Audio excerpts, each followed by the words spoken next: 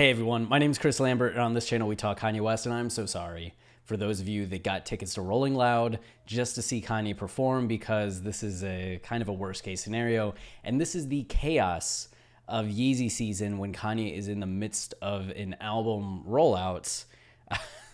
And we don't know what he's going to do. This is why on Twitter all the time for the last few years, whenever we're at this point of a Kanye album rollout, I just keep saying chaos, chaos, chaos, chaos, because chaos. So Kanye has decided not to perform at Rolling Loud Miami.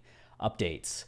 After planning a performance Sunday at Rolling Loud Miami, Kanye West has decided not to hit the stage at the festival after all, Billboard has learned.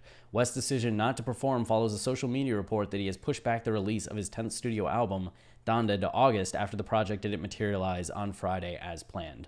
So that's the bad news, that we do not have him going to Miami, that he's going to perform something at Rolling Loud, because we would have been able to use that as kind of a comparison to Atlanta to see how the album had progressed over the few days, because we know they've been working on it constantly since the listening party in Atlanta. So we would have been able to say, oh, this has improved, he's added this, okay, this song from Vegas is on it, this is a whole new song, etc., and get a better idea of where the album's at. Since he's not going to Rolling Loud, we won't know that. And it also will just increase the fears that people have that he's going to scrap the album and just kind of move on to the next project, start all over again, who knows. But this won't calm the nerves of people that are feeling that way. Not at all. But I think the silver lining, the good news, the other way of looking at it is that Kanye is so focused on finishing the album that he doesn't want to take a break from whatever it is he's doing and the flow that he's in to go to Rolling Loud to try to perform and do whatever. That he's actually just going to stay in Mercedes-Benz Stadium, I'm guessing, or go to another stadium in, say, San Francisco where he had been, or Mexico where he had also been recording, or even back to Hawaii or wherever else. He can go to studios wherever he wants. You know, he's Kanye West. But whether he stays at Mercedes-Benz Stadium or goes elsewhere, it seems like maybe this is just to continue to work on the album and be in the state of working on the album rather than having the pressure of having something ready to perform in front of a crowd, even though he just did that twice. But that's at least the silver lining way I'm hoping we can look at it.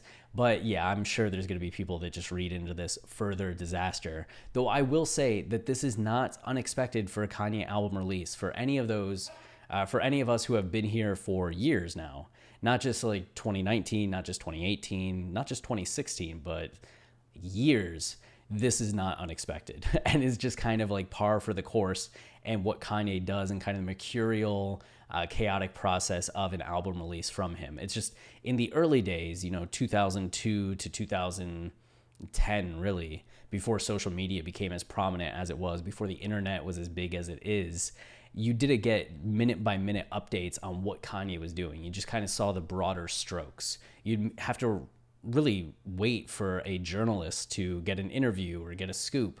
It wasn't the same as it is now. So now we're just so keyed into everything he's doing that it can feel very, does he even know what he's doing? He does. This has been his process from the beginning. It's just also a very chaotic process that lends itself to greatness, but also lends itself to frustrations if you are trying to follow along and set your expectations that everything that he says is going to happen will happen. And I'm not saying that that shouldn't be frustrating to some of y'all.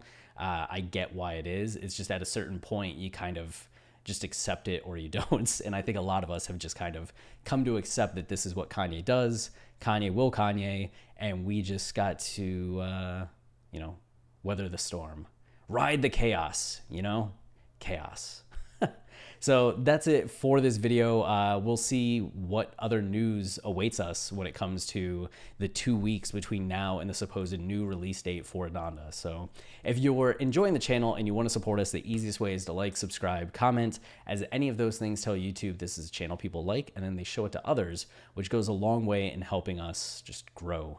It means a lot. So thank you for all of you that do that each time. And just hey to all of you that say hey.